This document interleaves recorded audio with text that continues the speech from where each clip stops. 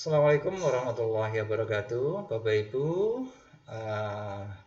di ruang pengajar praktek guru penggerak dimanapun Anda berada. Izinkan saya menyampaikan sedikit pandangan atau konsep saya tentang prinsip pendidikan yang memerdekakan. Adapun yang melatar belakangi prinsip ini, pemahaman saya adalah saya ambil dari filosofi Ki Hajar Dewantara, di mana beliau menyampaikan bahwa pendidikan yang memerdekakan adalah pendidikan yang banyak memberikan luang waktu kepada para siswa. Baik, Bapak Ibu, sebelum kita sampai kepada pemahaman, terlebih dahulu saya ingatkan bahwa yang melatar belakangi pendidikan merdeka menurut saya itu adalah salah satunya adalah kita harus mempunyai prinsip bahwa tujuan penting pembelajaran adalah untuk mengembangkan potensi siswa.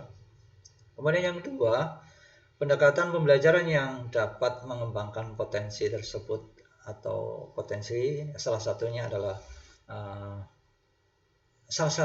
pendekatan belajar aktif gitu ya. Kemudian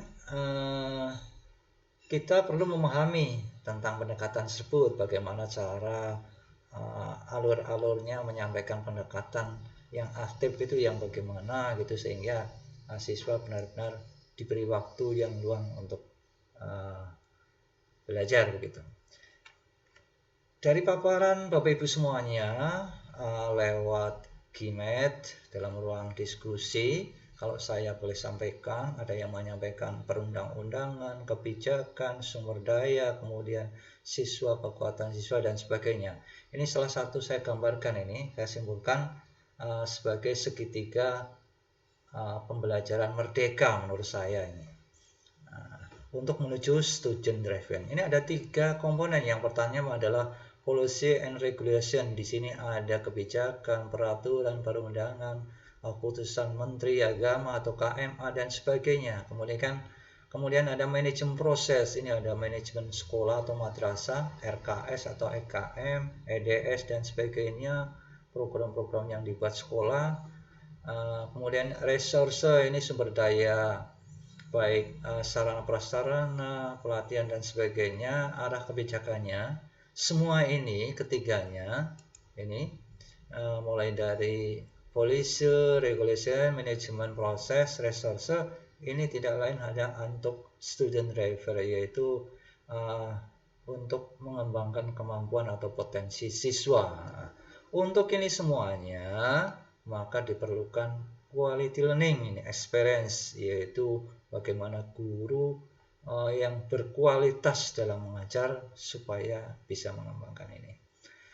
Kesemuanya ini juga akan terlihat dengan jelas bagaimana learning output-nya, kemudian learning outcome-nya. Ini tadi sudah disampaikan lulusan TK yang bagaimana yang harus masuk ke sekolah A, B, C dan sebagainya.